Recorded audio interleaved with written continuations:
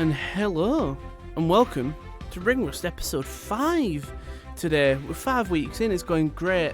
Today, there's only 2 of us. I'm joined by Simon. Hello. How are you? I'm doing alright, thanks. How are you? Yeah, it's just me and Solo rocking. Me and Simon going. See, it's not a Ring Rust podcast without my own blubs. Today, we're going to be talking about AEW with the amazing steel cage match that ended the show. We're going to be talking about the Hall of Fame, a couple of new additions, some rumours, and we're going to be talking about the Monday Night Messiah. Boom. Perfectly timed as well. How are you today, though, Simon? What do you think about wrestling as this week? Good, bad? It's been a really good week, hasn't it? It has. It's been quite decent. That's just par for the course these days. It's amazing. We'll go straight to AEW, where AEW opened the show with that big tag team battle royale we talked about last week. The competitors were the Young Bucks, Jurassic Express, which was Luchasaurus and Jungle Boy, Strong Hearts, Seema and T-Hawk. Is that how you say it? Chima, I think. Chima and T-Hawk, the Butcher and the Blade, the Best Friends, Chucky T and Trent, John Silver and Alex Reynolds of the Dark Order, the Hybrid 2, which is Angelico and Jack Evans.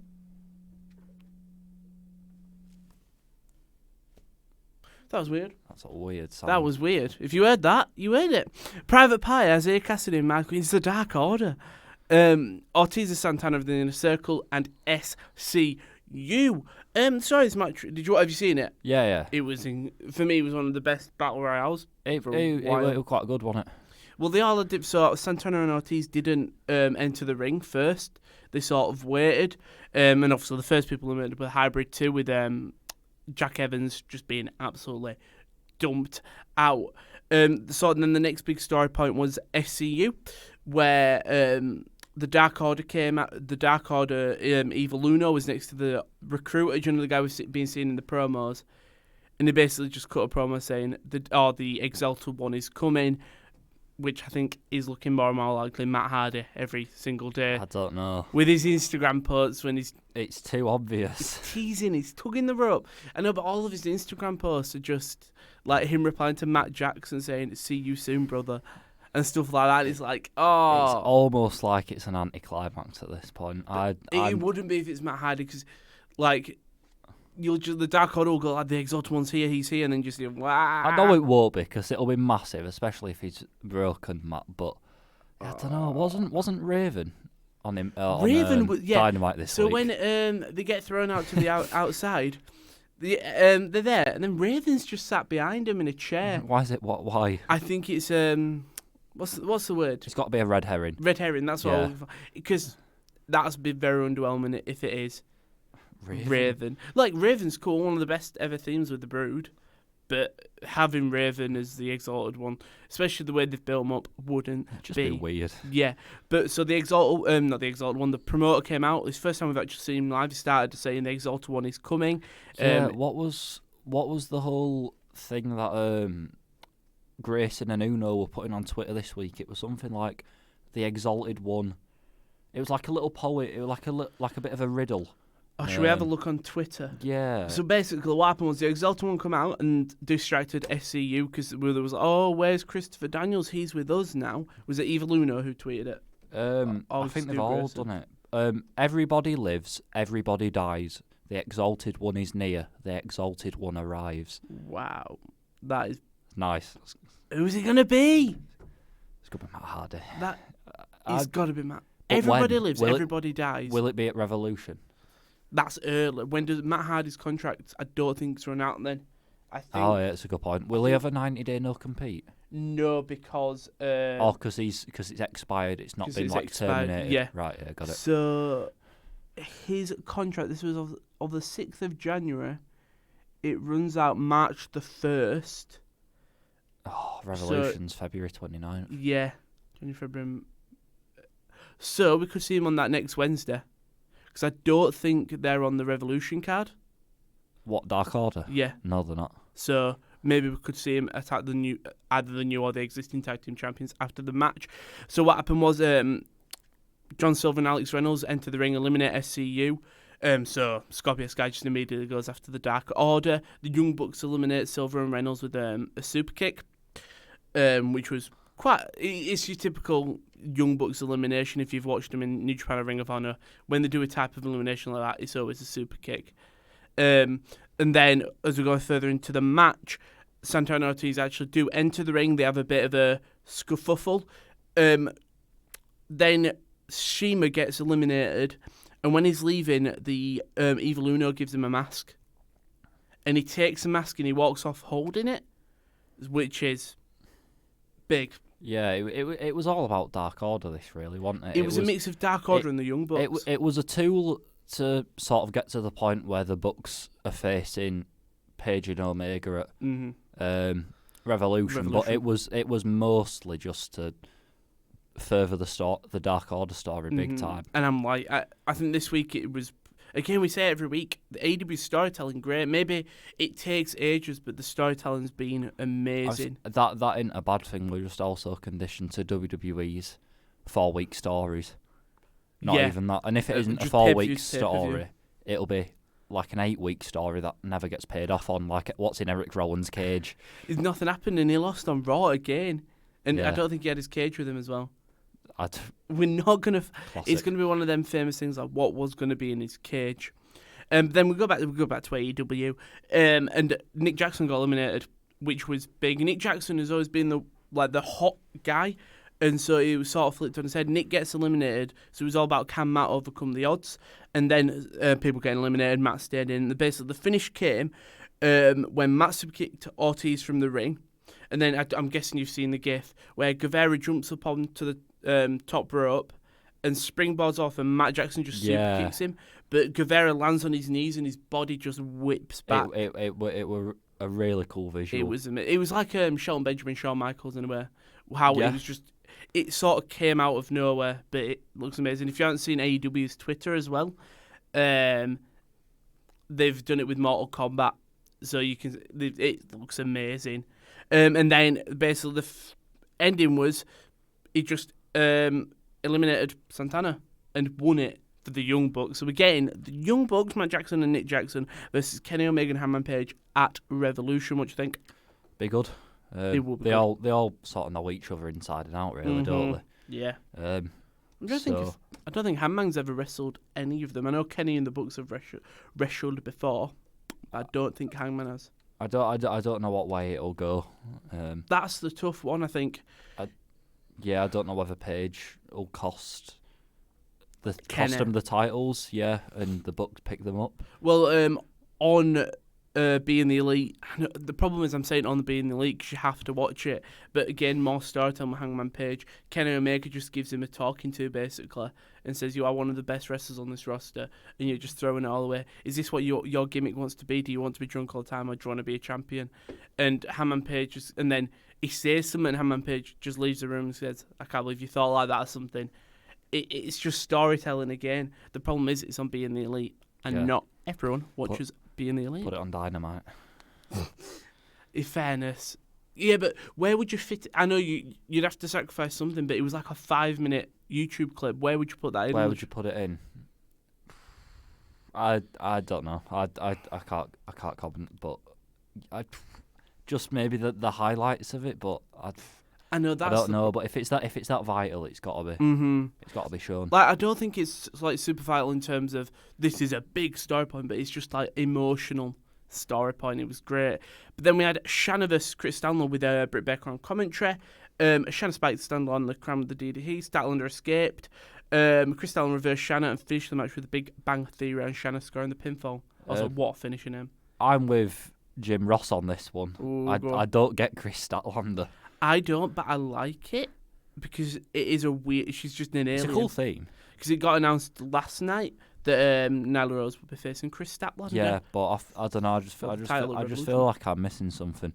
Because actually in ring she got some pretty cool strikes and all that. But it's the sort of outer space gimmick type thing just. It misses the mark. Again, Being the Elite, they had a whole segment with Orange Cassidy where she couldn't figure out how to take a shoe off because she's an alien. She doesn't understand shoes. So Orange Cassidy just walks over, grabs a shoe and just throws it at someone and does the same again. It's the strangest. She's a human, but she's an alien. Exactly. She's a human, but she's an alien. is how it works, basically. Fine match, like, and she's probably the next person. She's the logical next step for Nyla Rose to beat. Who takes it off Nyla, though? That's the problem. Let me have a think. It's exactly, you can't name. So it's the only contestants I can think of. Britt Baker. Yeah. Bea Priestley, but she hasn't been on the show for a while. I think Nyla Rose has got to hold it for over a year. Wow, that is a long. In fairness, it gives you time to bring in female wrestlers. But wow. Surely it's got to be someone who's not signed. I can't think if there's anyone in WWE who wants to leave. In terms of women, Sarah Logan for me is the only one who could possibly want to leave, but she's got it cushy. Yeah, her husband's there. She's in the elimination chamber. Yeah, I don't know who beats Nyla Rose. That's the only issue, but it's not really something that needs thinking about right now. Hi Chris, I hope you are all good. He's viewing. He said hi lads. Hi lads. Yes. Hope you are all well. Big up, Hello, Chris. Come on, give us some questions. You gave us some good ones last week.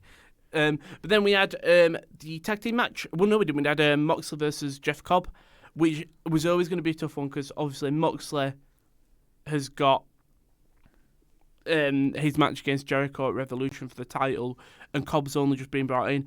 Cobb has just been announced for the New Japan tournament, so it's more than likely that.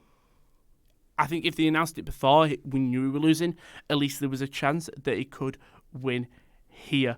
Basically, then the finish came when Mox was hitting Cobb with left and right. Cobb clothesline. Mox looks for a paradigm shift, but Cobb escaped with a running uppercut. Cobb went to suplex from the table, but Mox held Cobb's leg and rolled him up for a 3 count. At least he didn't hit his paradigm shift, and it was a cheapy roll up. Yeah, they sort of booked themselves into a corner, and they got out of the corner in the best way they could. And they climb out of it, yeah. Like, Cobb just got most of the offense. Moxley grounded out the win. Cool, yes. Yeah. Sort of saving himself for Jericho. Don't want to. And then there was more. Don't want to go all out. There were more tension after the match, which sort of set up 2 more matches. Dustin Rhodes and Hager had a confrontation. That's for Revolution, and now Sammy Guevara and Darby Allin as well. Darby Allin returned. Was that this week? I think so. Yes, it was at the end of this match. Oh, Darby Allin's return was quality. He's great. He's big amazing. pop. It was amazing. That's what Taz said. What up? Taz won commentary as well, which I like. He was good at commentary this week. Liked Darby Allin's sort of Guevara cards. Yeah, but it was all black writing. Yeah. It was great. Really well done. So that is 2 more matches. What an episode of Dynamite. It's great. Not even come to the It's not even over yet.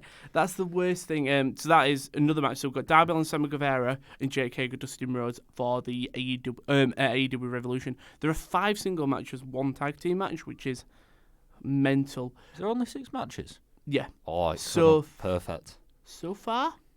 No, yeah, definitely. Yeah, there ain't going to be all else added. I doubt they're going to. Tomorrow? They're not going to put all on with 2 days to go. Are they doing a pre-show?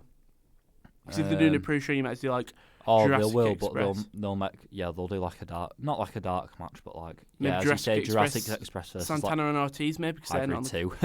Yeah, it was something crap like that. And then we had the AEW World Tag Team Champions Championship was online when Hangman Page and Kenny versed the Lucha Brothers.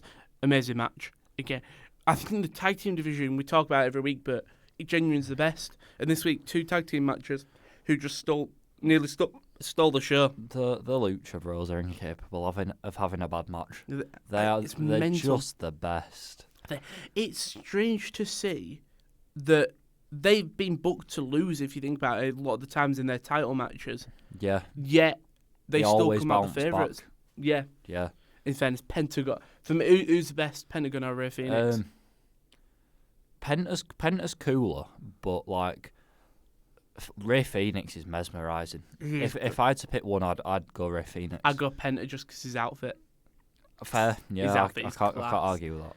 And then they won. Hangman and Hangman and Page. Hangman and Hagen nearly won. Again, more storytelling. Young Bucks come out to congratulate them after their win and stuff like that. But Kenny was sort of being pulled in 2 different directions. The Bucks one way and his partner Page another. Finally, Page had enough of waiting around, left the ring, getting some cold beers from the fans. Again, this sort of tied into being the elite as well, where it was like, Kenny was like, I don't want to be pulled apart. I like you both. You were both my mates. But Hangman was like, I'm your tag team partner. We've got the belts. And then Kenny was like, I know, but these are my mates.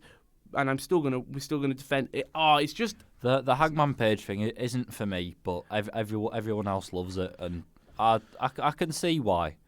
I just hope the payoff's worth it. They've sort of brought it back a little in terms of the start when he was just coming when he lost to Jericho. There was nothing for him to do. Yeah, I really liked it at the start. Like, I think it was on the New Year's Day episode. Like, Page was on commentary. He's getting smashed, and he just. Yeah, he's looking off camera and then looks on camera and he's like, "Oh, I didn't realise." He got that gif where he's like, "Oh." The show where they're in the same arena as where they did Fight for the Fallen. Yeah, that's when I think it was probably. It was really one good. for me where when he was making his entrance, he didn't come out of the normal entrance way. He came out of the side entrance, but he just started crawling on the crowd rails, like just for no reason, grabbing beers off fans, and it sort of makes sense because now after the Revolution, it'll be like either. We lost the match because you are a drunk, and we might get a Kenny Omega Hangman feud. I've just realised, guess what? Tomorrow is Pac versus Omega. The Iron Man match. Yeah, the 30 minutes. Which is incredible. I can't wait for that. I'm sure there's something else big happening as well, but it won't come to me. Yeah. I think... Sorry, go on, carry on. MJF put all 3 stipulations in place. Yeah. Cody's overcome all of them. And apart from the one where... Cody's not allowed to touch MJF, so this is the week where MJF goes all out to try and make Cody hit him. He will just stand in front of him for the entire, just being the knobbish heel that he is. He'll clobber Brandy. He'll do anything. He'll hit DDP. Oh no, Arn. It's not even DDP now. It's Arn. I'm trying to see for AEW preview. Let's have a look. Anything? Oh, you've got the weigh-in for Jericho Moxley as well. Cool. Nice. Pac and Omega. And that's the only thing that's been revealed so far. Yeah. Preview. Oh, this was on a Road to Kansas. So you got a preview Darby Allin, and then there's an interview with the Young Bucks as well. On road to what? Road to Kansas City. Oh, have they brought one out? AEW Road to Kansas City. Yeah. I need to watch that. I really like the Road 2 series. They are amazing. Like when they first came out, it got me really into AEW because I'd wait for the new episodes. I'd look onto our Cody, there's like a new episode coming. Because it gets you invested in these characters that you didn't think Yeah, would they're always really well sort of produced. Mm-hmm. Just another thing, they announced the first ever AEW action figures.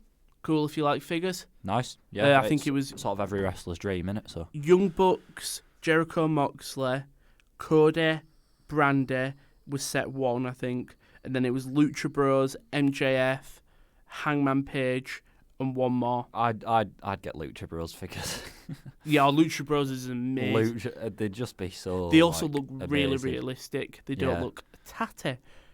Moving on up in the world, especially with the rumours with the game. Yeah, the video game that's meant to be coming out relatively I soon. Probably would buy it if it came out. Chris, we'll answer your questions after AEW because then we can sort of have a break. But speaking of AEW, we'll go to the main event where it was the steel cage match between American Nightmare Cody Rhodes and Jeff's bodyguard Wardlow. Jesus Christ, what a match! Really good. It didn't go long. Didn't go too long where it just got boring. Cody was accompanied by Arn Anderson and Brandy. Wardlow was obviously accompanied by MJF. Yeah. I think it was just great. It's Wardlow's first match, and he didn't look out of place with Big Cody. lad Wardlow, yeah. And he looked every bit menacing. Yeah. Mm-hmm. Again, we say it every week. Cody's storytelling in his match, like. I think if you look at that match and there was no story, it probably wouldn't be. It would just be like, oh, that's a decent steel cage match because he can't hit MJF. MJF's doing everything outside he can to tease Arn and Brandy. They finally have enough and attack him. You got Wardlow in the ring, just decimating him. The best babyface since Daniel Bryan in 2014. Ooh, since Kofi. But I think that's just 'cause I was so behind Kofi. Yeah. Whereas I think Cody and Kofi last year were on the same. I think we all knew that Kofi's had the momentum. But I think it was always obvious Kofi wouldn't sustain it. Yeah, whereas Cody can. Whereas I don't think Cody will ever lose it. Like, ooh. I had no idea how he'd come back from being beat by Jericho and still be as over, and he somehow returned. He did it even more. It's because I think it's just because he's so passionate about wrestling. So in his promos, really you can comes through feel the screen. it. Yeah. Well, he's Dusty's kid. He's obviously going to have that pro wrestling gene, but and the finish came from where Yeah, the match was the match. It was a cage match. Things happened, but the finish is all anyone will remember. he climbed up to the top of the cage. It's the speed of how he does it, because he climbs a thing and he doesn't look down. He just goes. Yeah, it's not even he just moonsaults off. It's not a WWE cage like this. I think this was bigger. This was like Hell in a Cell height. Yes, It was huge. I think it was probably a half in between. Thing. Yeah, All right. it was definitely bigger than a normal All steel right. Yeah, cage. yeah. I'll give you that. But yeah, it was But amazing. He just didn't look down, and like if you watch it back, at the point where Cody commits himself to it, Wardlow's still on the floor. So the first of all, the reliance on Wardlow to stand up and catch him. Yeah, but So- Wardlow had to base him perfectly. Like he can't be too square, otherwise it's his head. It's just got a bit of shoulder. You can see the referee just sort of making guiding sure. him along, but it was perfectly done. It was also shot incredible because it said, I don't think it was a hard cam. It was a guy underneath of like the right side of the cage. So when he flips, it cuts, and then it cuts to hard cam when he's in midair. Yeah. I think all he sustained was a broken toe, and he shared the picture online. It's absolutely disgusting. What amazed me was how quickly he went for the cover. Mm-hmm. He just got straight back up and went for the 3 count. He just didn't sell it. But there were other bits of story in this, weren't there? Because there was Cody was sort of stuck in the cage door, and MJF comes round and he goes to Arn Anderson, hit him, Arn, hit him, Yeah, just like he did to Dusty back in the day. And Arn Arn looks like he's stops, gonna do it, and then he he's just like, swings the boom. door the other way onto MJF. And then MJF gets back up, doesn't he? And he tries to attack Brandy, and Brandy just slaps him. I'm so invested. I You can't. can hear it in my voice, just how excited I am. The thing is, it's this Saturday as well. Friday, Saturday. 28th, right? 28th of Feb. It's definitely on the Saturday night. Is it? Or is it on the 29th of Feb then? Yeah. Ah, right, yeah. I'll go, yeah. 29th of Feb it's a Saturday as well. I'm going to definitely watch it. I'll be watching it on the. I don't stay up, but I'll definitely be watching it as soon as I wake up. I'm Sunday. not doing anything, so yeah, I will be watching it. But yeah, that was AEW. Genuinely an immense show. 5 out of 5. Yeah. Perfect. Roll on this week. What a company. Everything was so good. I love that Kieran ain't here now, because Kieran doesn't watch AEW. Yeah. So it's just us getting to waffle on about buzzing. it. Oh, I can't. I probably will watch it tonight as well, because it's a go home show. Tomorrow. Yeah, it's a go home show. Just a couple of questions from Chris Welch. He says, best WWE pay-per-view you've ever seen, so obviously on the network. This is going to sound stupid. Not Mania. No NXT takeovers. No NXT takeovers, they're called out. Elimination Chamber 2013 or 14. The one where Cena was looking like he was going to win it and Wyatt comes through. It all goes back and then he appears in the cage. That sounds very 2013. Yeah, and for me, because that's when I started watching wrestling probably like full time. And that pay-per-view, I don't remember anything apart from that main event of just because I was shit scared of Bray Wyatt in terms of it was when the kids started singing he's got the whole world in his hands in that era voice, and that's immediately got it. So that's the one that always sticks in my head. You? First one that came to mind was last year's WrestleMania. 35. Yeah. Batista. What with Kofi, Seth and Becky all winning. True. Other honourable mentions, I think, I have to go to WrestleMania 32. Is that? I don't know why, because the main event was Roman Reigns versus Triple H. Oh wow! I just remember really enjoying 31 when 32. Seth ran out. I've always, growing up, I always had a little bit of a thing for Hell in a Cell. Ooh. And back in the day when I think it was like Rollins and Ambrose had that Hell in a Cell match. The one where they both fell off the side and they had no need to fall off the side. Yeah. They both just let themselves go. Yeah, I remember that one. Any Royal Rumbles in there? 2000 and Not sure. I want to say 16. That's when Triple H Rumble won. 2016 was probably my favourite. That's one where Triple H won, weren't it? I really enjoyed Elimination Chamber last year. Is that the women's tag team one? I'm just thinking about Kofi and Bryan in the final two. I think it's mental to think last year that Mustafa Ali was going to be in that position. Yeah. And it's so sad to see because he's nowhere anywhere. But because it was Kofi, no one could be sort of annoyed at it.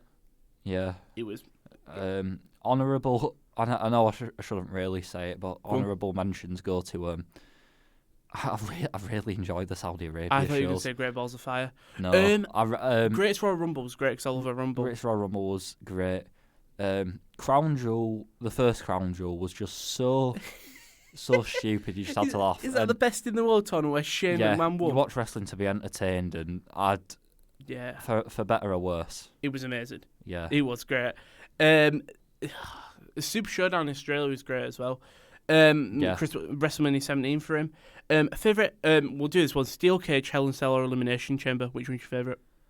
I'll go first. Hang on, Steel Cage, Hell in a Cell. Or Elimination Chamber. For me, it's Elimination Chamber. Not a fan of Steel Cage is fine, but it depends on the match. It is a stipulation that exists. If you're doing it for Cody versus Wardlow, perfect. I once went to a live event where it was Big Show versus Kane in a steel cage, and Big Show won by opening the door and walking out. See, that is the worst way to finish a steel cage match. The door. Hell in a Cell, perfect if it's used right.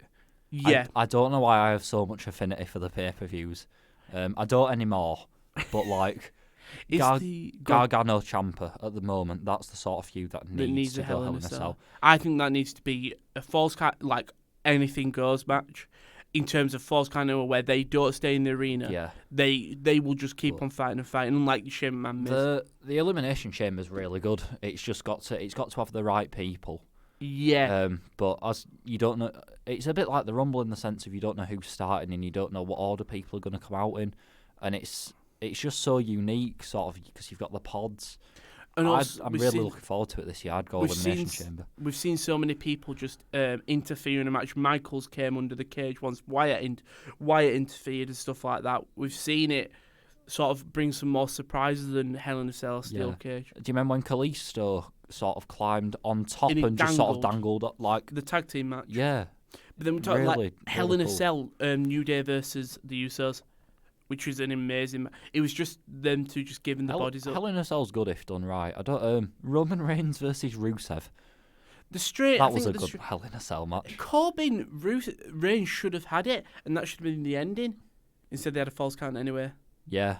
Which again worked, but not as Hell in a Cell. It's like these two have been at it; they can't be stopped. Put them in a cage. But yeah, Hell in a Cell if done right. But Elimination Chamber, they get spot on. Mm-hmm. Apart from this year. It's way too obvious that Shayna wins. Imagine if Shayna doesn't win, I'll come back to this statement. I'm trying to think. Bayley doesn't have an opponent. It's looking like Sasha. She'll get Lacey. I was thinking it could be Sasha. In the match, Sasha interferes. Like she'll take out who's. I don't want to be in the chamber. Yeah, she takes out Natalya.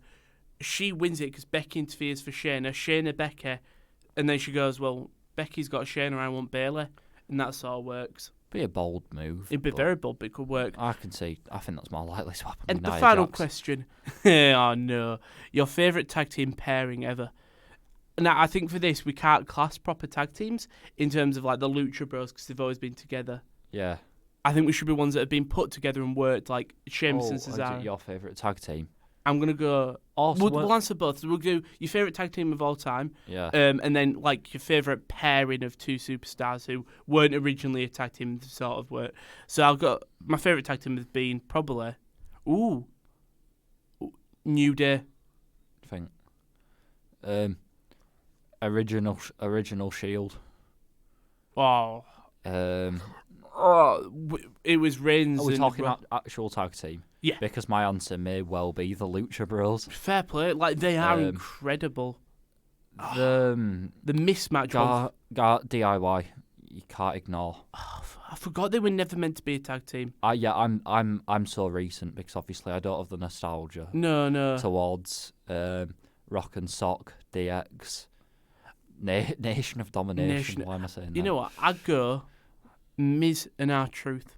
What was like a two singles come together? Yeah, just because, well, like Gargano and Ciampa, but in terms of, they were two superstars who were, one was hated and R-Truth was meh, yet when they interfered in that Hell in a Cell match and they were being escorted by the police, it's a clip I always watch because it's pure hatred from the crowd. Triple H sells it amazingly.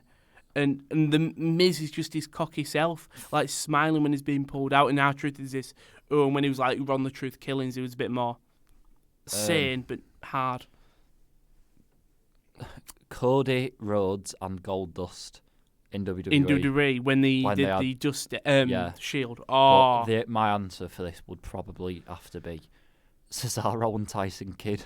oh yeah, they were great with the Mania pre-show. They're so forgotten about, but as a team, they were Mm. so slick. And It was sort of it little were and great. large in a way. Poor Tyson Kidd, but Yeah. Sheamus and Cesaro is another great one. If they keep going the way they're going, Riddle and Dunn. They can't, I'd love them to keep It's them too together. soon. They won't keep them together. It'd be It's great a if fun they little broke thing. up immediately I next week. I don't know whether they'll just drift apart or whether one will turn on the other. Or If it's anyone, it's done I turning. don't think it will be though, because we've been there and done that. Have we? I see what you did there. I'd prefer Dunn as a heel, but I just Will he we'll get see. things? Will he get booed in American? Chris Welch, Yeah, Hell in a Cell's possible. favourite. He agrees with Simon. If it is used right, well, that was some lovely questions. A nice little break. A man of good taste. Man of good taste, and we'll go back to the WWE. We'll go to NXT, the most recent show, and I think we obviously have to compare it to the other Wednesday show. It wasn't as good, unfortunately. But That's not a diss. it's just a fallout. AEW was just so good. Yeah, and it was just a fallout. So the show started off with the Velveteen Dream interrupting the Undisputed Era. The Era come out and they sort of start cutting a promo, and then Dream's big head mosaic appears. He starts speaking into the cameras. He said, "Leave your UE Undisputed Era allies behind for their clash tonight." While Strong assumed Dream that he'd never come back to NXT once he was finished with him. Nice little Yeah, right. opening I promo, don't setting up. actually remember too much of this. Same. And then we had the NXT's. We'll just move on. NXT Cruiserweight Champion Jordan Devlin beat Leo Rush in a match that was great. It was, but I got the impression they were holding quite a bit back. I don't know whether that's for a future matchup or what. Like we were telling the story of Rush is just rapid, and how long can he avoid the devil inside for? It's a great finishing name as well. I just everyone knows how much I like Leo Rush. I don't have an issue with him not winning because it'd be wrong to take it off It'd be a Devlin. shock. Rush put in a right enough effort in defeat. William tweeted Sound, yeah. before that he wanted to wrestle on the Takeover Dublin card. Good So man. obviously it looking like it could be Devlin. I'd be Volta. well up for it. Then we could get a number one contender between Leo Rush and maybe NXT UK guy. I'm trying to think who's you Travis saw. Banks, Ligero. I'd like to see Travis Banks. Travis Banks. Banks had his match though, didn't he, at Worlds Collide? Who hasn't really had a shot? There's El Ligero. Ligero. You've got Mark Andrews and Flash Morgan Webster. Amir They're a Jordan. tag team. Amir Jordan. I genuinely watched NXT UK for the first thing, and Amir Jordan and Kenny Williams. Yeah. They were just making me laugh, the show. NXT UK is really underrated. I think it's just It's because just there's so much content yeah, that, and unfortunately, I do feel like the American one is a bit more known. it is. I mean, I watch it. I really look forward to it every week. Really? Yeah. I might have to start watching it then if we're getting some great thing. Then again, I still watch 205 Live every week. I don't watch every week, but I do. If there's a good match, I will check it out. It was interesting this week. What happened? The main event was no DQ. Kendrick and Davari versus Larkin and Birch. I saw that. I saw like some mental spots happened. It were quite good. Yeah. Are they doing next week? Are they doing a 5v5? Yeah, Captain's Challenge NXT versus 205. Tony Nese, captain for 205. Leo Rush, captain for NXT. I remember Tony Nese or Leo Rush tweeting something where it's like, "I've got my first man." And do you remember Baba Tunde? Yeah. The tall guy who was like, "This is my first man." I'm like, "He's not too." I'm buzzing for 205 Live. But I might watch it if it's that big 5v5. yeah, But when Tommaso Ciampa addressed Johnny Gargano's actions at TakeOver Portland, Ciampa comes out, cut his typical promo. they cut off Austin. I'm going to say Austin Aries. Austin Theory, Theory. who is great. Austin Theory looks like He's looks going to like be $1 million. big. But again, he was sort of fed to the wolves because they probably have nothing for him. Yeah, it's all right. But he's in a segment with bleeding Tommaso Ciampa. Yeah. Gargano weren't there as well, which was mental. How long do you think they'll keep him off? No longer than a month. There isn't really an excuse to have him off. It's not like he's like injured or out. Well, they've got how many months have they got now till Mania? So you've got Till Mania, you've got about a month and a day. 7 weeks. No, less than that. 6. 5 weeks. Well, yeah, it's all it is till next A takeover. week 25th. So a month takes us to then. Yeah, a week. 5.5 weeks, which is mental. It's not long at all. It really isn't, and it could be a great. They'll still pull it out of the bag. They will. Will it be? Not Rumble, Portland. Or will it be better? Yeah. No. Portland won't be top this year. They just need to do all the same matches. What? Just repeat the Portland card. Yeah. And then we had the Grizzle. So we'll move on to the next match. The Grizzle and Young Vets beating Raul Mendoza and I'm going to butcher his name. Joaquin Wild. DJZ. Yeah. I know they're in different continuities, but I was a little bit confused to see Mendoza and Wild team they're this the best week. tag team in NXT. I don't know what you're talking about. No, but then they had a singles match on 205. And that's continuity problems. It's like they've learned to work together to fight each other. I mean, they're a cool tag team, and it were a good match, but come on, let's have a bit of continuity. Obviously, GYV won. The lads. Obvious choice. They seem to be keeping a bit more mainstay on the main roster, on NXT roster. I think they're there permanently now. Do you? Yeah. Zach Gibson has sort of managed to sort of get heat, even with his Liverpool accent. I'm surprised his shtick's worked over there, but it's getting over, isn't it? It's sort of, in fairness, it does work. It's that sort of so hooligan obnoxious football fan in a way where this guy will just defend his team, and that's what he is in a way of. He's calling him on neckbeards. Yeah. Yeah. It's amazing. It's a good promo. And then we had the NXT Tag Team Champions of the Broserweights defeating Oney Lorcan and Danny Burch. They're having many matches this week. Oney Lorcan. What happened here? Let me wrap my brains. Go on. Broserweights, Lorcan and Burch. I don't remember this happening. Broserweights just won. Broserweight, yeah, just a simple. Yeah, simple. It was a decent match. Did they hit the Riddle end? Is that what it's called? No. That's the finisher. Dunn split Lorcan's fingers before launching him into a ripcord knee from Riddle to put away the match. So no. All right. No. Dunn did his normal finger work and then Riddle thing. I think the problem with this match I was watching, because we've just had Portland. If that match was on a takeover card and had a bit more time, it'd be a show really stealer. Yeah. But because it wasn't, it was a meh match. It happened later on in the show as well with Dream Strong. Broserweights continue momentum. Lorcan and Birch got a bit back on. I'm going there again, but they got it back on 205 Live when they won in the main event. So, think who's next to face the Broserweights? Who's next? Goldberg. GYV maybe? Yeah.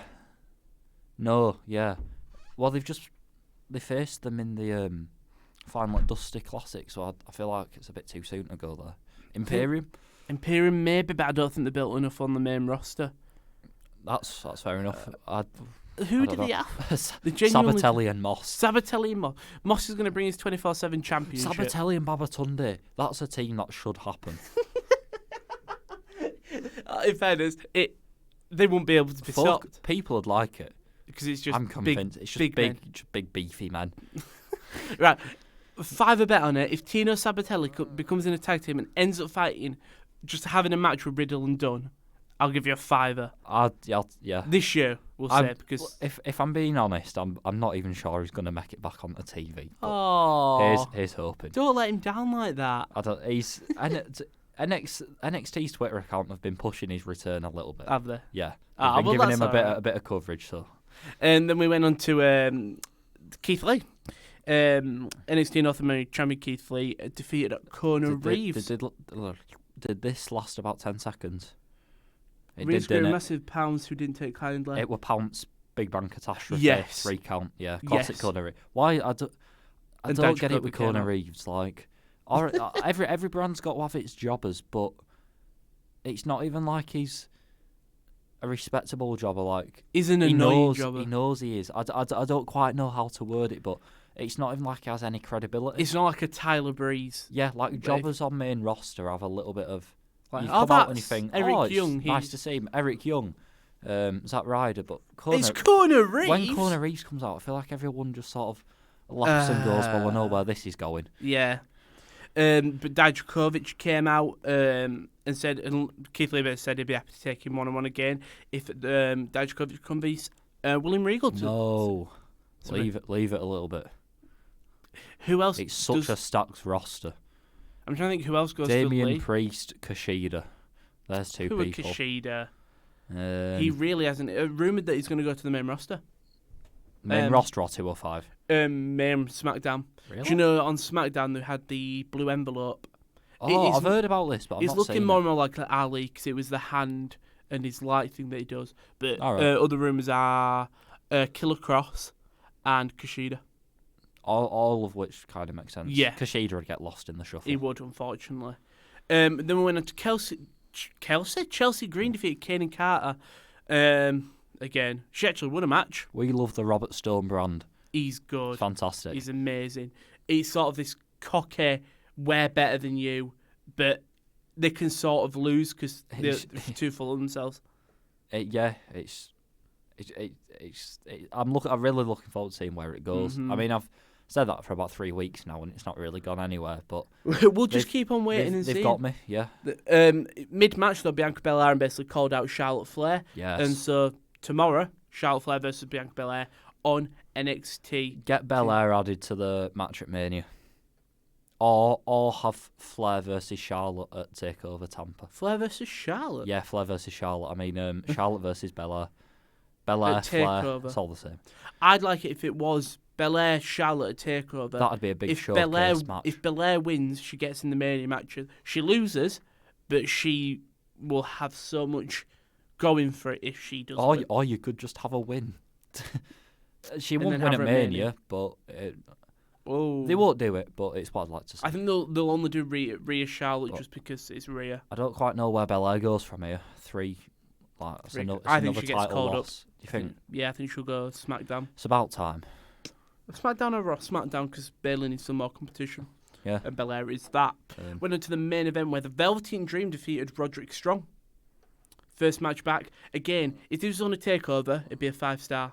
But because it was on a NXT, there really wasn't much. Yeah, I don't know. It didn't quite hit the heights, I want to say. I don't know whether I've just got my bar set too high. I don't know. Because I watched this a day after AEW, and you sort of compare main events, don't you? Yeah, I think that's even though you shouldn't. No, but that's the problem with them two being on Wednesday. I think Cody Rhodes come out saying he would change Mondays. the day. Imagine him. He wants Mondays. Why don't he just go for like a Tuesday or a Thursday? Don't try to compete with them, but they have to. Yeah, but Monday's that typical wrestling night, innit? No one watches wrestling on a Tuesday. No. Everyone knows Oh, Mondays. but There's I enough think they'll people out there. There is, and they probably will get some Raw viewers going across. Yeah. But Dream basically had to hit 2 Dream Valley drivers to win, which I like. But it was his gear again. Yeah, He's just the a whole big family. Of Marina Shafir and Troy Boy. That's not the move of a babyface. But it is though. It's Dream. I'm not into He's a Velveteen heel. Dream since he's come back. He's a heel. He is, but he isn't. But he isn't. Yeah. However, He's not really a tweener. He's just the Velveteen Dream. Yeah. He doesn't need a He's a bit heel like or a Charlotte face. Flair in the sense He can be both. they exist in their own field. Mhm. They're not really a tweener. They are just who they are. Yeah. But at the end of the match, Era came out, attacked him, and then hit End of Heartache as parting gift, and the show just ended with Undisputed Era standing over Dream. Yeah, I like the era looking strong after the disastrous night at TakeOver I'm Portland. just trying to think who would, like, is it going to be Dream and Strong? Or is it like a Dream having to face every member of the Era? To face Cole at Mania? We're not having that. It's gonna be Balor. But Balor weren't even on the show this week. I know we've said You've only got 2 hours. There's only a month left. I think we'll end up with Dream versus Strong, or maybe like Dream and 2 tag partners versus. True. The Dream Era. and Broserweights maybe if there's no tag teams on the roster. Yeah, that's could steal the that's show. actually quite reasonable. Mm-hmm. Yeah. Well, that was NXT. I think it's just bad considering It wasn't bad. AEW. It was just Yeah. below the high standards. the AEW set. Same night. Big W for AW. Chris Welch with a couple of comments. Simon, my cup of tea and biscuits. Watching and listening, great channel. One of my favourite channels to watch. Listen to every keep up the work. You deserve more subs. We do. Josh and Kieran and Sam would never say it. We do deserve more subs. I'll be honest. No. We try our best. Your favourite. Thank you though. Thank you. Yes. Yeah. Very much. You're very loyal, Chris. Your favourite WWE storyline of all time. John Cena, Bray Wyatt. Oh man, it's the promo pack. Promo packages do it for me. And it's the I've said it so many times. The Survival, Eminem song cut over the video package. It's just amazing. You feel John Cena's this big legacy guy, yet Bray Wyatt's this newcomer, and Wyatt has got all the control over Cena. And unfortunately, Cena won, but it made Wyatt a star. His character. As much as I'd like to say Daniel Bryan WrestleMania 30, it's iconic. It's my answer for everything, but it is one of the great moments. The best underdog story ever. They never meant to do it. No. And for that reason, I've got to go with, although some of it didn't make sense, it's just think back to Kofi Kingston's gauntlet matches this time last year. We had to beat everyone. In all my years of waking up on it wasn't on a Friday back then, it was Tuesday night. It was SmackDown, Tuesday, wasn't it? so waking up on a So Wednesday. I never watched wrestling before I went to school or sixth form, but every day during that Kofi Mania run, every Wednesday, I'd wake up early just to watch SmackDown, just so I know what's going to happen. And then the entire walk to school just thinking about, oh my, what an episode. I can't wait for next week. Same with me with the seeing the thing, because I had one mate at high school who liked wrestling, and so we'd watch. So he came around to mine and we watched the Elimination Chamber where I interviewed, and then the next day at school I was like, "Did you see what happened? Oh my god, it was amazing." He interfered in the match. He just appeared out of nowhere. It's leading to Mania. He's going to win. It's quite easy to see what I like in wrestling, really, innit? Yeah. Brian, your big babyface run. Kofi's a big babyface run. How excited am I at the thought of Cody Rhodes beating MJF? It's great. Johnny Gargano in NXT. Early Johnny. When he was facing Ciampa, like, that music just gets me. I love it as well because it's proper like pop. It's basically, it is a Paramore song, is what it is. Like, I don't care what anyone says. If you if you tell someone, "Oh, this is Paramore's new thing," they'll be like, "Oh, decent. It sounds pretty decent." I've just thought they messed it up probably as bad as they could have done, but I thought at the time, at the moment when Reigns announced he had leukemia, and Ambrose turned that night, that is my favourite ending of Raw of all time. He got severe heat, but then they ruined him. But then he brought out the gas mask and got jabs in his arse. All they had to do was it all turned to him shit. was just hounding on Roman. Like they had an open net and they missed. It's just mental that he attacked him when he had leukemia or he'd just been recovered, and it's like it were perfect though. It wasn't in bad taste. No, but yeah, I just. The underdog storylines it's all right having your cool heels and whatnot, but there's wrestling 101 is everybody wants the babyface to beat the bad guy, and that's my ideal sort of scenario. Yeah, great answer. Chris Welch again got two more. Your favourite commentator ever? Oh, mine's gonna be modern day. Yeah, mine is. Got 3, 2, 1. Mauro Ranallo. He's amazing. He's so passionate about it. So yeah. when he got left from SmackDown, I was like, oh no, please don't. And then he went to NXT and he's amazing. Going from what I've heard back in the day, Bobby the Brain Heenan. Vince as well for me. I was never sold on Vince, but for me, Bobby. Bobby Heenan. I should probably go back and watch all wrestling, but I just never want to. So I think it'd ruin it. I mean, it's not old, but like they've brought out a new Ruthless Aggression. I need to watch. I'm sort of saved. I think there's 4 episodes in there. I really want to go back and watch sort of not Attitude Era, but just before it. Yeah. Sort of your WrestleMania. I don't know, sort of your early 90s period, but I don't know where to start. That's the problem because there's so much that happened during that time period. Like from 2010 onwards, you can name a big storyline. Yeah, I need to look for some like documentaries. With 1990, you can't. Yeah. Michael Cole, as much stick as he gets for his cheesy stuff, he is good in terms of he knows he can convey a storyline. He tells you what happens. He doesn't really, and when he's invested, was it the Cruiserweight Classic he commentated with Brian, or it was one he commentated with the Brian? first NXT UK title tournament.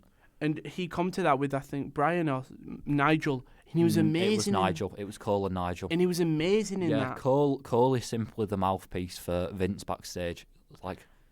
But I think he's good if it's in a different situation because he must be so used to Raw and SmackDown now. He's not Mauro, but he stood the test of time, and for that you've sort of got to say, you've got to say well done. And final question: worst WWE pay-per-view you've ever seen? Great Balls of Fire.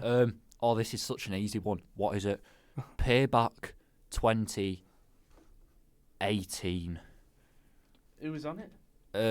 I think it was. Oh, is that where Joe got? I think buried? it was Reigns versus Samoa Joe in the finish. That's a film. It's not a pay-per-view. WWE. And if it wasn't 2018, it was 2017. But It could be 2017. no, Backlash, not Payback. It was Backlash. Backlash. 2018 for certain. 2018. That's so Let's have a definitive. look. It was the worst found it. pay-per-view. I'm on the match card here. Um, Ruby Riott with Liv Morgan and Sarah Logan beat Bayley. What were the big matches? Reigns beat Samoa Joe. Yeah, well, people were already walking out before the match had finished. Yeah. Strowman and Lashley beat Kevin Owens and Sami Zayn. Great Balls of Fire was actually a really good show. I It's quite just 'cause liked it's a it. stupid It was a name. stupid name, but AJ Styles Nakamura ended in a draw in a Yeah. no disqualification match. sounds about right. Carmella beat Charlotte Flair when she was the champion. Um, This was Brian Cass. oh, It was right, Cass's yeah. final match, and the rest were. Um, Actually, no. and Hardy Orton as well. an honourable mention goes to, not because it was a bad show, but a show's only as good as its main event, and for that, Hell in a Cell 2019, step up. It's the red light.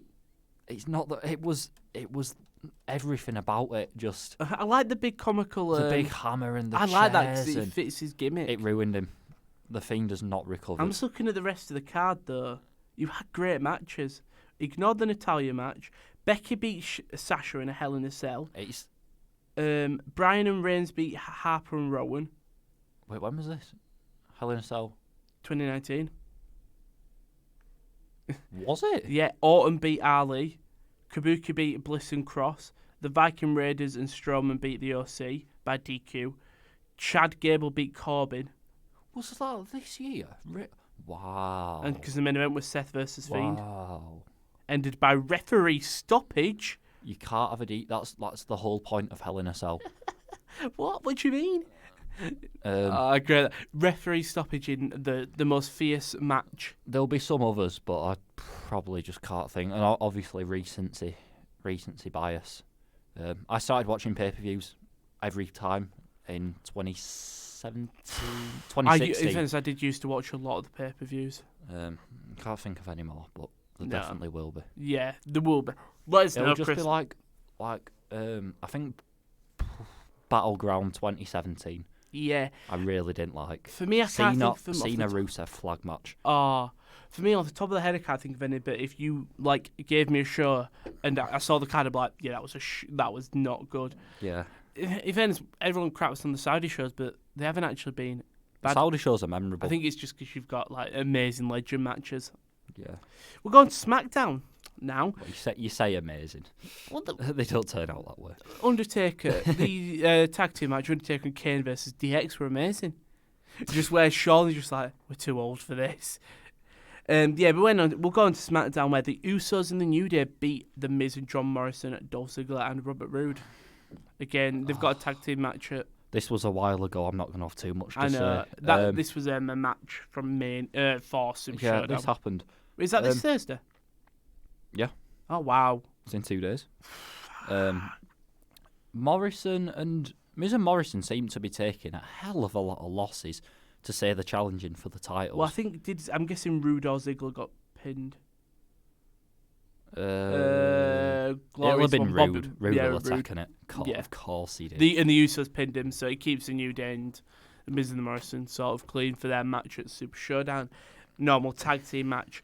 Braun Strowman and Elias defeat Shinsuke Nakamura and Cesaro in a Symphony of Destruction match. Why were they trying to kill each other on a regular TV match?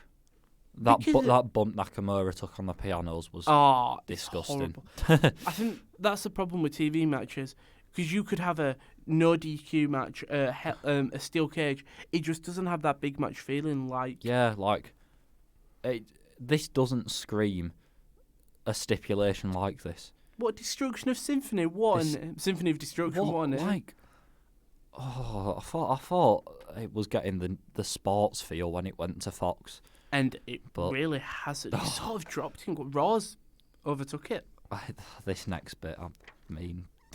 I know, I'm going to say everything. Bella Twins stand WWE Universe head of their WWE Hall of Fame induction. They're both pregnant. I'm not even going to be like big smarky, being like, they don't deserve it. The Bella Twins, they don't deserve it. Put China in, but like, why? What purpose did this? And they were like, we overcame so many obstacles, and I was like, not to my knowledge. Just good luck. I think they do deserve it, especially Nikki's 2015. Nikki's Divas title reign are actually really good. Bree's feud with Steph McMahon, where she slapped her. Yeah, but like history will look back on them as trailblazers, and when they started the whole women's revolution, they didn't, which is a myth in itself. It was Paige. It was Paige. It wasn't Stephanie McMahon. I'm not even going to say it was Paige. I'm going to say it was AJ Lee. Yeah, AJ Lee for sure. I feel so sorry. And it was when they brought everyone up from NXT and they went, right, your team PCB, your team Bad, and then there's the other team. PCB, Paige, Bad. Charlotte, Becky. Bad was Sasha, Tamina, and Naomi. And the other team? Was that it? There was another team, but I can't remember who they were. Tour Divas? I have no idea. It was Nikki Bella. It was the Bellas and someone.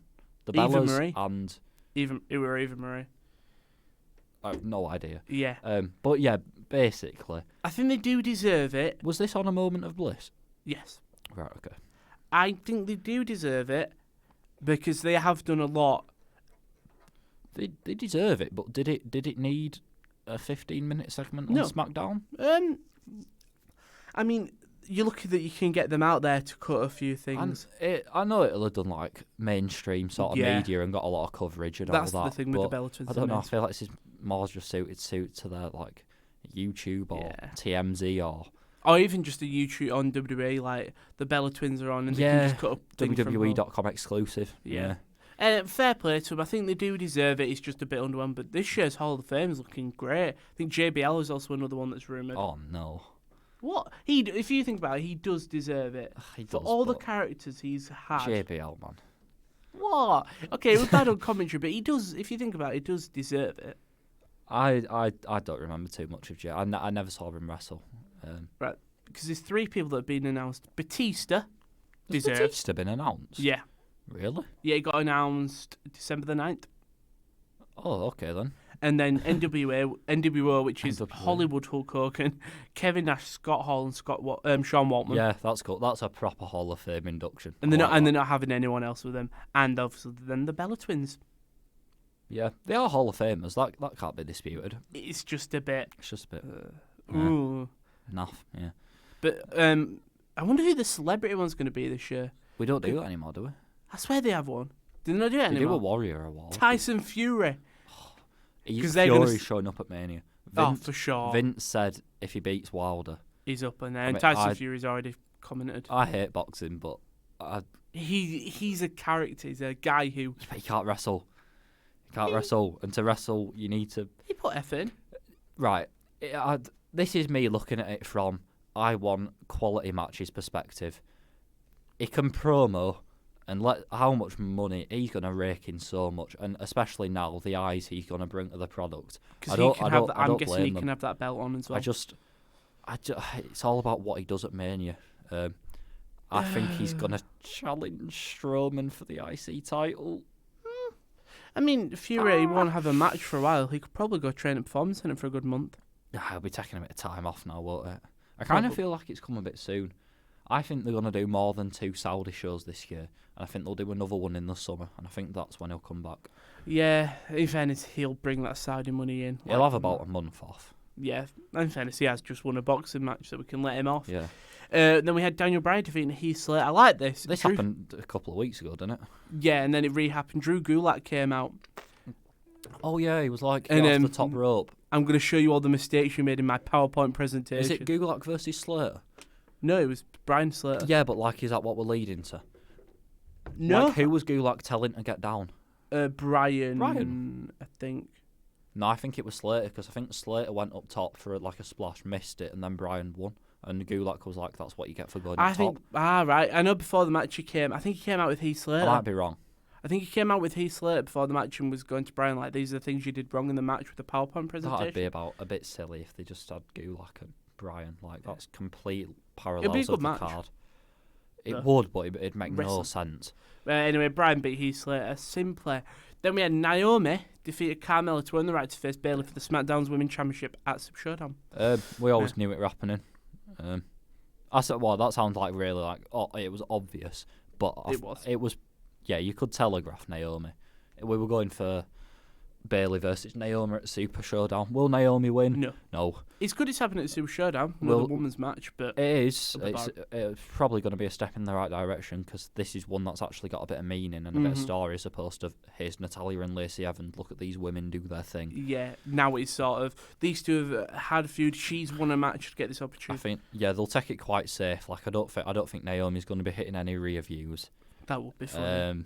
Or anything like that. But that would be funny if that's just her entire offense the match. The problem is, where does Bayley go for Mania?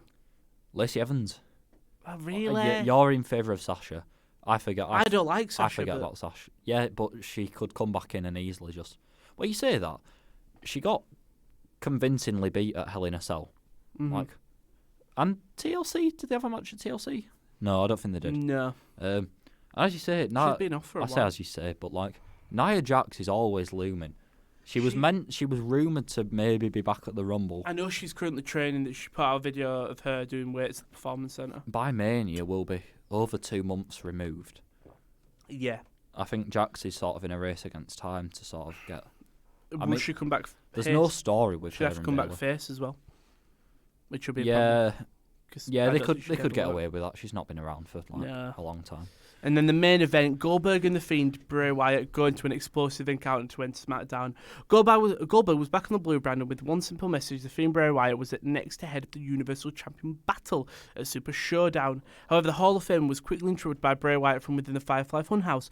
Wyatt insisted that Goldberg doesn't know anything about him, but with that in mind, the champion wanted to get to know Goldberg better. The Fiend Bray Wyatt suddenly appeared in the ring, but when the two superstars charged one another... I forgot about this. Goldberg levelled the Universal Champion with the Thunderous Spear. After a brief stare down, the arena was once blackened and Bray Wyatt advanced without a trace. Yeah, so Fiend rocked up and I was like, all right, cool visual, fade to black, end of show.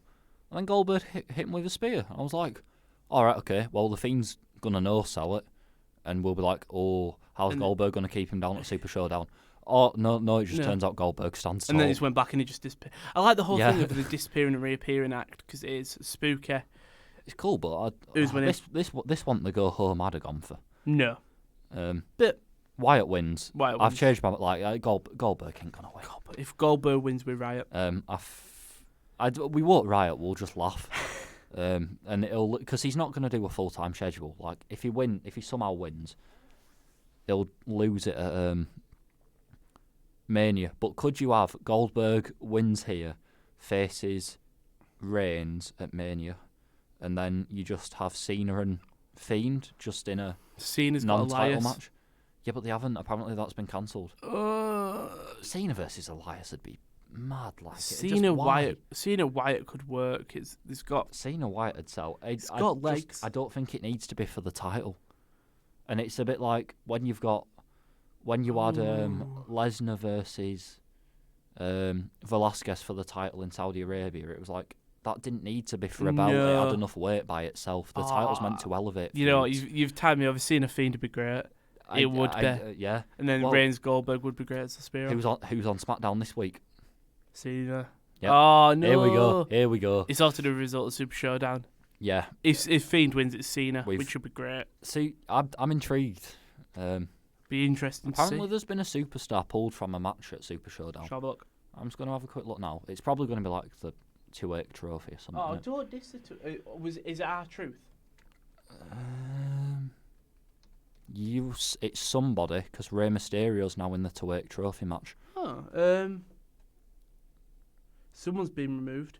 AJ Styles, Andrade, Lashley, Rowan, R-Truth, Rey. Who's Rey replaced? Who has Rey replaced? I don't know. Who was in the original 2-8 trophy? There's still only 7 matches though, which is like such a major positive. Like I thought they'd have added quite a few more matches on Raw this week. In fairness, we've got that steel cage match, Reigns and Corbin. Rey Mysterio, Rusev. Ah, has Rusev gone? Why do we miss something on Raw? Because he's on his way out. No, it was just the went crowd were chanting Rusev Day when Lana and Lashley were in ring. Wow. And she was like, Rusev Day is cancelled. So somehow Rusev has lost his wife, lost the feud, and somehow got more lost over. His job. Yeah. Okay, wait. Rusev been pulled. Adam Policy was previously scheduled to be part of the thing. Was supposed to compete again. We subtly pulled him from the match. Did we include Rusev name when they announced compares for the Twitch Trophy match from Raw, replacing with Rey? Mysterio's a handy replacement, though. Yeah, let's be honest. It's rumoured to be about his contract. It could be because it's more like a contract, but it could be he might have a disagreement with working for the Saudi, like Sammy does. Oh, Rusev yeah. could have but then you something. won't put him in it in first place. But I don't know. Still would be in it. Yeah. But we'll go over to Monday Night Raw. That was SmackDown. It was nondescript. It was meh. It'll be better. It'll be better this week, purely just because it's the Fallout. Whether they can depends whether they can get back in time. I think they're leaving. That's why I think there's less matches. I think they're leaving. What happens, and obviously why is Cena there?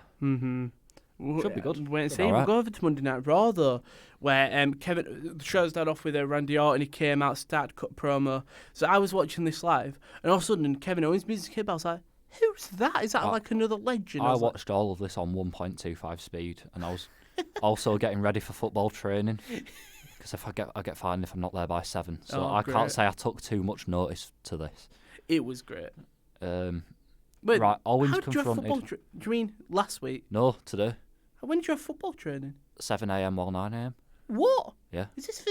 Yeah, on Astro. Jesus. Yeah, exactly. Wow. In snow. What's the point?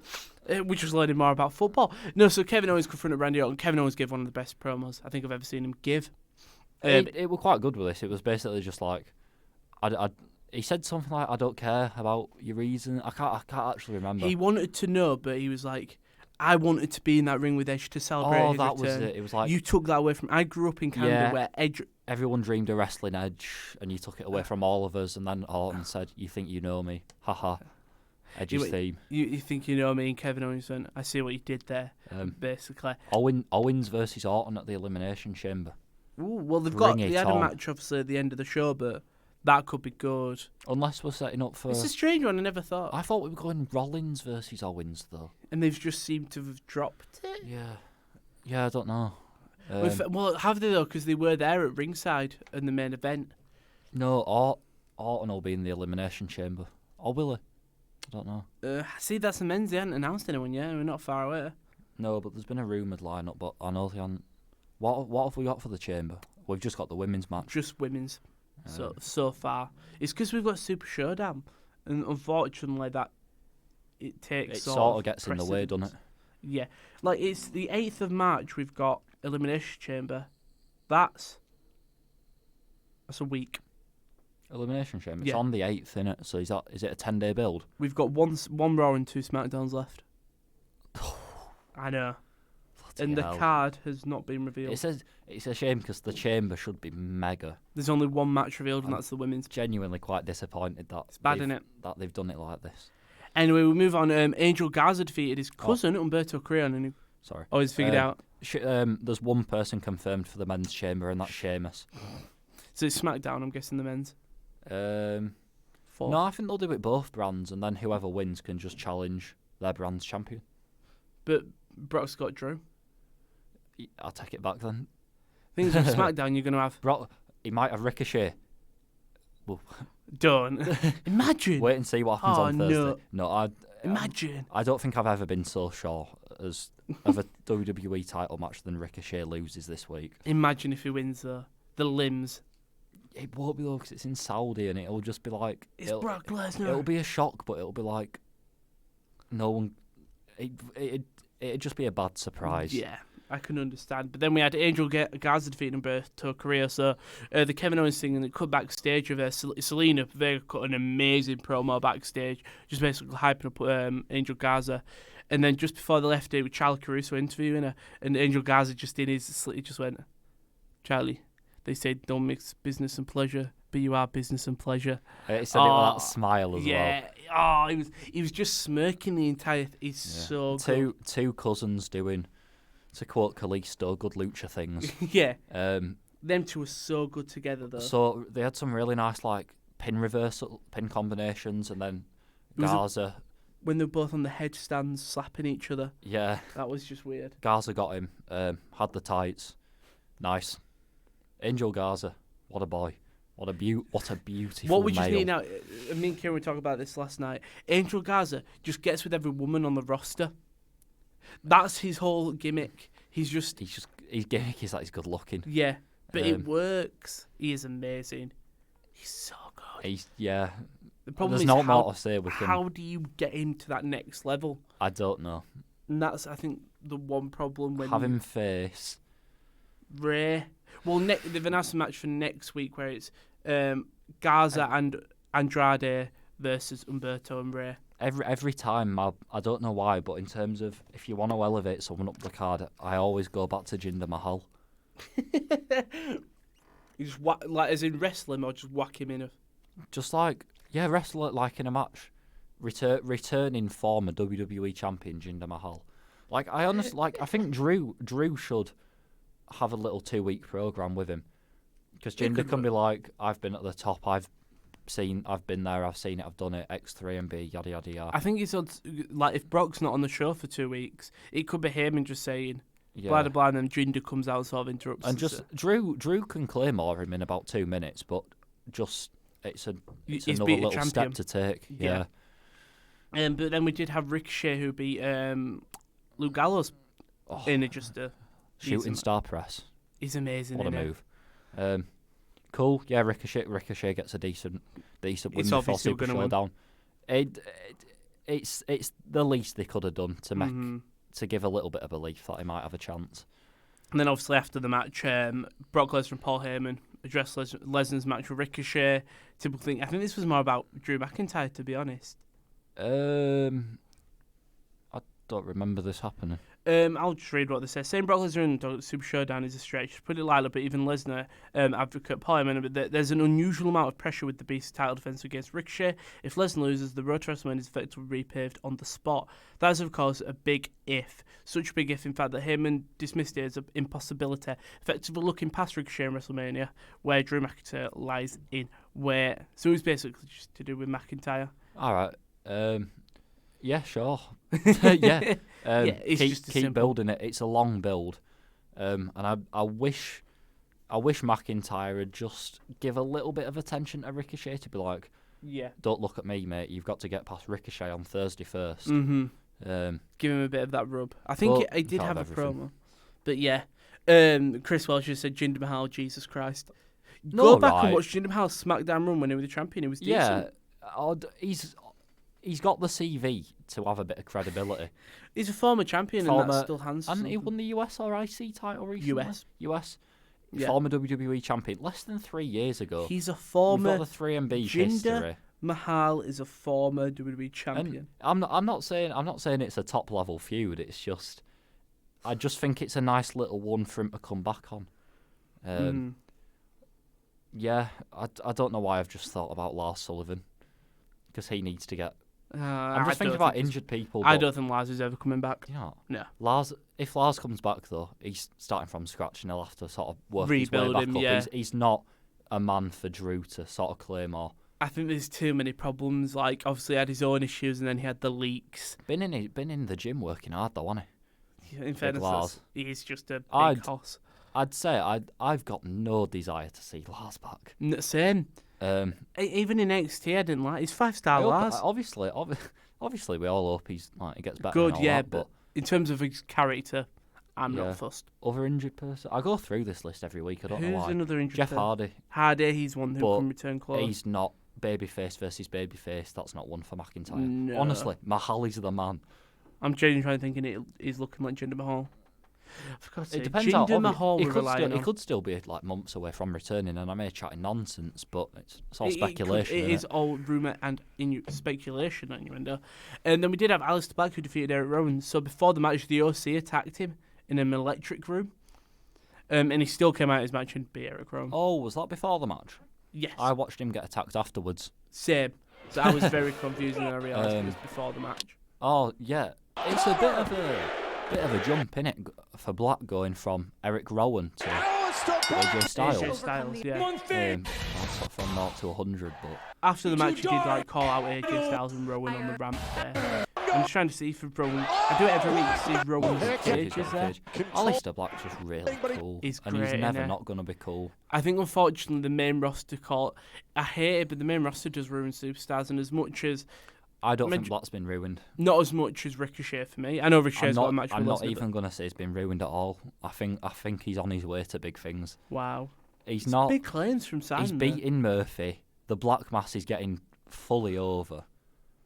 It was just they called him up and didn't know what to do with him for half a year. Mm-hmm. And sitting in his room did not help the case. Really didn't.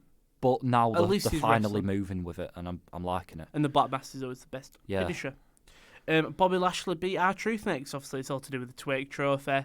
Obviously, we mentioned it earlier with Rusev. Obviously, everyone was chanting Rusev Day. R-Truth didn't have time. He went, can you please let me take my clothes off? Aw, he's great, innit? He hit the 5-knuckle shuffle. Lashley hit his really cool, really nice flippy spear. Yeah. Mm-hmm. No one really hits a spear like Lashley, not in terms of impact, but aesthetically. Lashley's a strange guy in terms of he can be this big thing, but he just doesn't feel like a contender. Do you think he'll win? The trophy? Who do you think is going to win the trophy? I just realised I thought it was for the title. It's not for the title. Styles. Ooh, yeah, probably Styles. Maybe Lashley. I think it's Lashley. Yeah. Well, wasn't it only about less than 2 years ago when it was Lashley versus Braun, winner faces Lesnar? Because the only reason Lashley came back was because he was guaranteed a shot at Lesnar, and he's just never really got it. Wow. But then again, he's on big money, and really. Yeah, he's earning that retirement money. Shelton Benjamin signed a multi-year deal, and it's like Shelton Benjamin's a mainstay in that. Why? Company. He's the reason it's still going. He is. Shelton Benjamin's great. I think he was on main event this week. We all know how much I like my main event. You love main event. Who was on main event this week? It was on main event this week. It was. It was Zack Ryder and Kurt Hawkins versus the OC. Oh wow! And the OC. I think it was the third instalment of Alexander versus Benjamin. Cedric. Yeah, Alexander won with the neuralizer. Wow! I'm just trying to look.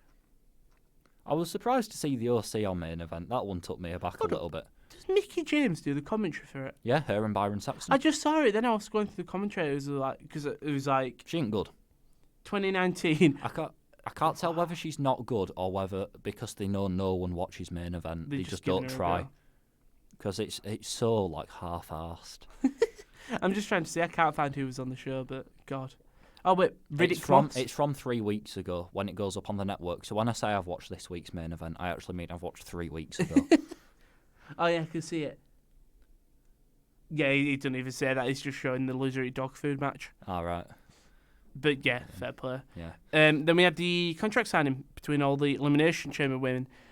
All started off. Jerry the King Lawler was mediator. He was very good in terms of. Was he? They all listened to him. I was too busy getting my stuff together. No, literally. So it happened. Sarah Logan signed it normally. Natalia signed it angrily, and then Liv Morgan gets it. She stands up, puts it on the thing, signs it in front of Ruby Riott. Ruby Riott signs it. They have a star from Jerry King Lawler. Just goes, Liv, sit down. I just remember Natalia blindsiding someone. No, Natalia got blindsided. So. Oh right. They all signed, and then Shayna comes out with the music. Asuka signs as well. Oh yeah, I remember that. And bit. she comes up, she stares at them all. She signs it. Natalia gets in her face, and then Asuka just hits Natalia from behind. Starts just screaming Japanese at Shayna. everyone starts getting attacked. And surprisingly, the only woman left standing was Shayna Shayna Baszler. Right, so we And know then Becky comes out. we are almost certain Baszler wins. Yes. But does she start the match and get all 5 eliminations? Yes. Does Asuka get any? Shayna gets 4, Asuka gets 1, Asuka gets Natalya.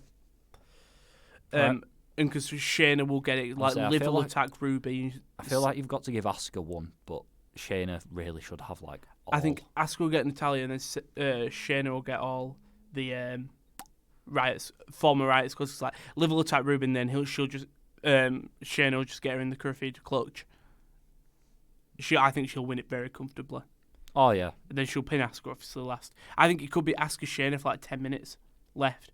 I think they'll just eliminate everyone really quick. Yeah, they'll get everyone out really quick and then just have them two in a bit of a singles match. Yeah. And then Becky came out at the end and interrupted and attacked Shayna. Do you reckon they'll do a bit like they did with Brock at the Rumble?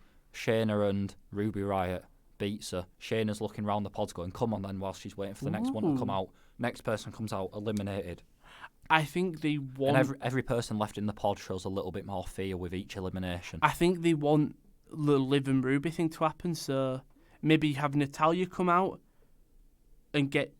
I think... within 10 seconds. Then Sarah, and then Asuka comes out, defends it, Liv and Ruby, and then Liv doesn't beat Riot. I just think Liv will cost her. Maybe, her it. yeah. So, like, Liv will distract and Baszler will lock it in or something. Yeah. And, yeah. I think it's a strange match because I think the people in it are not... the winner's very obvious. If Shayna doesn't win, it'll be a shock. If Shayna don't win, we'll come back here and we'll take it all back. I know. We'll cross that bridge when we come to it. And I don't think we'll ever come to it. No. And then the match after that was Angela Dawkins beat Buddy Murphy via disqualification, I'd like to preface. So last Thursday, Street Profits, this Thursday, Profits challenging Murphy and Buddy. Hit Murphy with that big spine buster. 1-2. Rollins just came in and stomped. And when it happened, I did go... but it makes sense. Yeah. Rollins protecting his friend. But it's just, I don't know, I feel like it's a bit more... Angelo Dawkins is good. It's fine. His character's shocking, but his wrestling isn't like bad. He's your chunky guy, but who can sort of be a bit more athletic. Dawkins is cool. Yeah. He's just his character is carried by Montez Ford. His wrestling's alright. But that's fine because that is the Street Profits like. And then after that we had Seth Rollins. He beat Montez Ford with the stomp. I didn't like this. I think if you're gonna have anyone lose, it should have been Dawkins. And Montez Ford put up a great fight, but I feel like Dawkins should have lost, and Montez should have won. It was a really good stomp. Did Ford go for the frog splash? Come up short. He goes for the frog splash.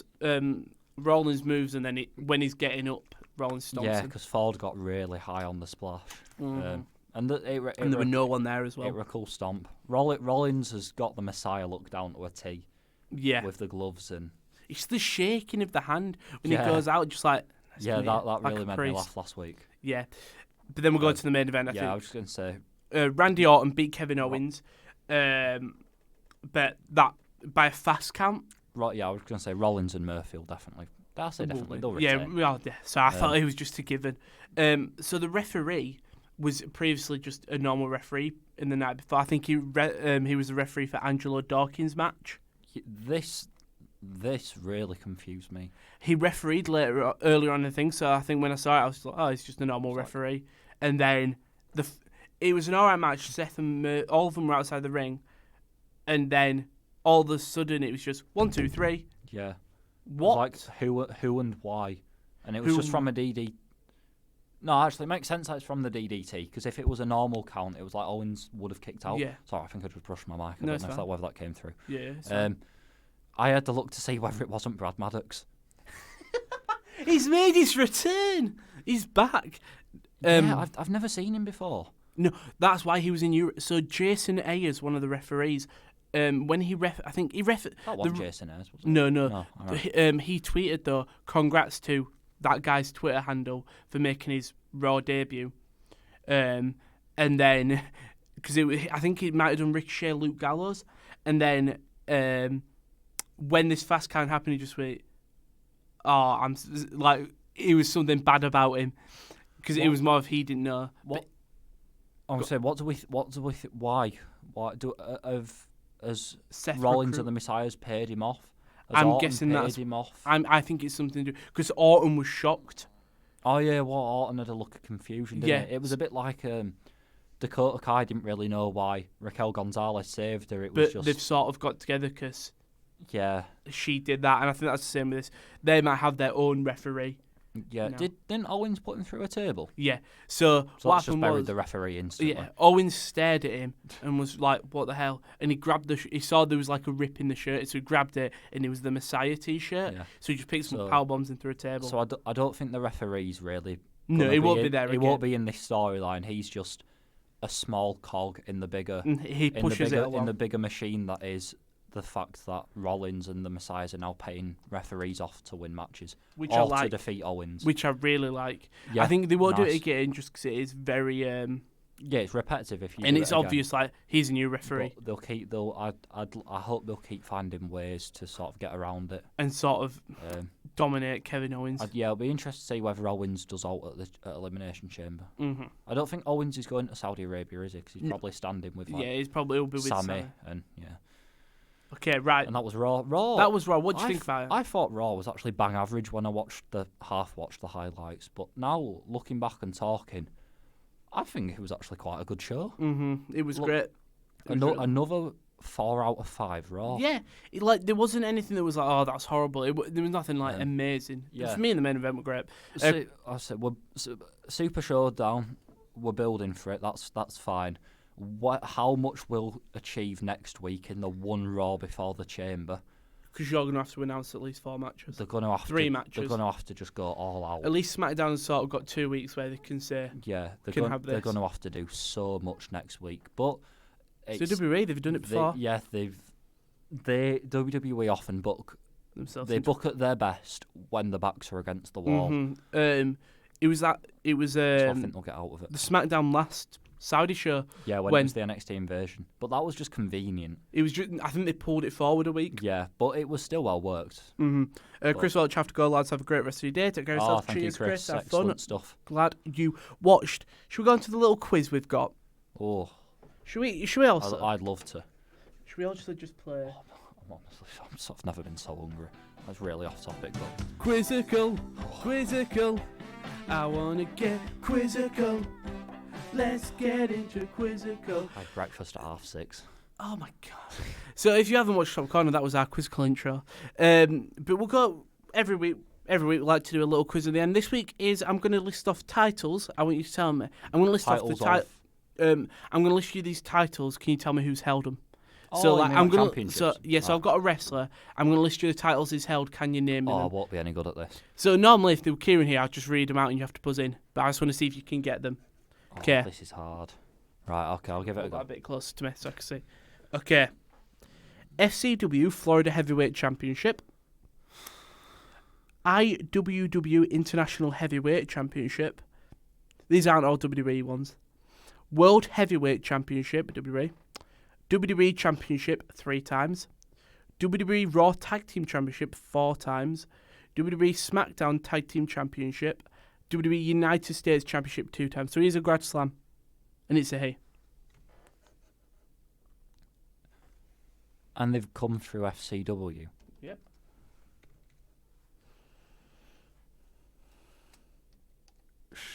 Sheamus? Yeah, Yeah. he got it. Wow, fair Yeah. play.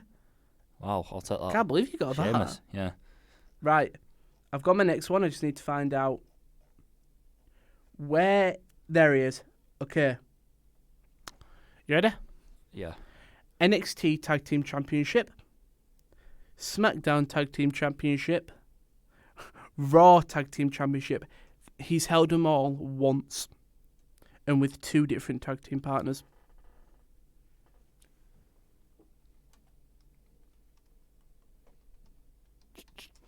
Jason Jordan. Very close. It's Chad Is Gable. it Chad? Who's Chad held it with? Jordan and Rude. Do you know when him and Rude were? I forgot Exactly. about Him and Rude that. were. I was just thinking. Surely I'm right though, because Jordan has got the same because Yeah, Jordan's got the same he as did well. it with Rollins on Mhm. Raw. Yeah. Okay, are you ready? Yeah. Final one. DSW Heavyweight Championship. OVW Southern Tag Team Championship, World Tag Team Championship, WWE Championship, WWE Intercontinental Championship, WWE Raw Tag Team Championship, WWE SmackDown Tag Team Championship, WWE United States Championship. He's held the United States 2 times, Raw 4 times, Intercontinental 8. Intercontinental 8? He's a... That's got to be The Miz. Correct. He's got it right. Oh, It was. I tried to get it out because it was either going to be The Miz or it was going to be the Ziggler. It was going to be Ziggler. Yeah. But I don't know how many times Ziggler's actually held the title.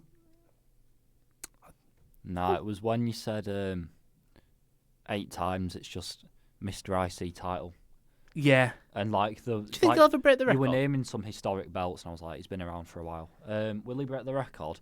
Yeah. Yeah, because Jericho holds it at the moment. Oh yeah, I forgot. You know what? Before we end the show, because we did the quiz right, I'm gonna get the card up for Revolution because Revolution. We won't do Super Showdown because we'll do both. You know what? We'll do Super Showdown first. What, like quick predictions? We'll do quick predictions. Yeah, so there's two cards that we need to do. So we'll do Super Showdown first because it's the first one. All right, first match. New Day, which is Big E and Kofi versus The Miz and John Morrison. New Day. I'm going to go New Day as well. Brock versus Ricochet. Brock. No brainer. Yeah, no brainer. Easy. Reigns Corbin in a steel cage.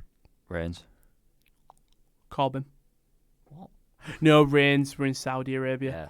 The Fiend Bray Wyatt versus Goldberg. Fiend. AJ Styles, Andrade, Lashley, Rowan, Truth, Mysterio for the 2-week trophy in a gauntlet match. Styles, but I could easily be proven wrong. And if it ain't Styles, I'd actually go Mysterio at this point. Lashley. Okay. Go for why not? Not Eric Rowan. Not Eric. Imagine. He's got his cage back. Bayley versus Naomi. Bayley, easy. And Seth and Murphy versus the Street Profits. Messiahs. Quite an easy one to predict. Now, Revolution, I have no idea where I stand. Nyla Rose versus Chris Statlander. Nyla Rose. I'll go Nyla Rose just because she's only just won it. Darby Allin versus Sammy Guevara. Darby Allin. Yeah, Darby Allin. I think he's just got more momentum. Sammy Guevara can eat a loss as well. Yeah. Jake Hager versus Dustin Rhodes. Hager. Just because Hager hadn't had a match. Match, yeah. Built strong. Yeah. Kenny Omega and Hangman Page versus the Young Bucks. Bucks. Really? Yeah. I've got to back the boy, Kenny Omega and Hangman Page. But I wouldn't be surprised if I think Bucks Page win will it. cost him it in the match. Mm-hmm. MJF Cody. Oh, I could be here for 2 days and I can't give you an answer. MJF. I think it's tough, but Cody will happily put him over.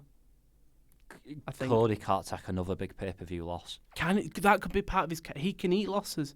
I don't think he can get beat by MJF. But then again, I don't know whether it just makes MJF look a bit naff because Cody's overcome all the stipulations and then just beat him, and it's like it depends how long the match goes on for. I think I do not have a clue. Nor do I have a clue. We'll go MJF. I'm going Cody. Chris Jericho versus Jonathan Moxley. Chris Jericho yet to wrestle a match in 2020. His record is currently 0-0. Mox. Jericho. Oh no! It's time. Jericho's been the champion for a while. Yeah, Moxley. They've already got the initial spike of views from Jericho being the champion. Like he's not on his way down, but now's the time. Now's the time to put it on Moxley, and he will just run AEW. It's Cody versus MJF, which I can't wait for Double or Nothing. It's going to be great. Double or Nothing? It's because I've clicked Double or Nothing Revolution. Double or Nothing will be great, but it's a bit far ahead. Oh. Right, that was pay-per-view. I can't wait for this weekend. Yeah. It's even good. Super Showdown it'll exist, but it's just the warm-up for Revolution. In fairness, everything is sort of just setting up now for your next pay-per-view. Super Showdown setting up for Elimination Chamber, and that's to Mania. Yeah. Oh, Mania season's nearly here. It's good. Well, we are in Mania season, and but they're doing really well. They're booking it. In fairness, we've only got a month left till Mania. A month and a week. Yeah.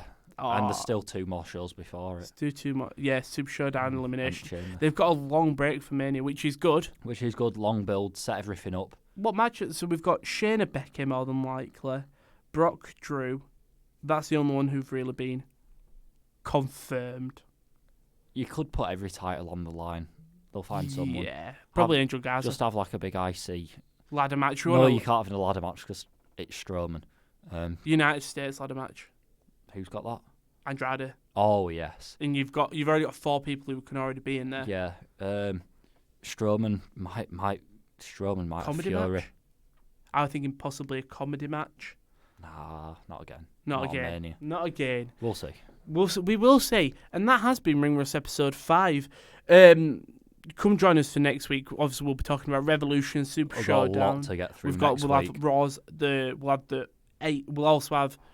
We won't have a Dynamite. Yeah, we will have Dynamite. We'll have everything to talk about. We'll have everything. It's going to be probably a very big bumper episode. But that has been Ring Rust. If you'd like to subscribe and like, that'd be greatly appreciated. If you don't know, the Top Corner does many different YouTube content. Team of the Week predictions, football podcast, NFL podcast. It's called the Sports Corner. It's called the Sports Corner. I forgot the name of the channel. It's because we're rebranding, but if you subscribe, I'll keep Sports Corner more in my head. Anyway, that has been Ring Rust. That has been the Sports Corner. Excellent. Thank you very much. Thank you, Simon. Thank you. Thank you, and goodbye.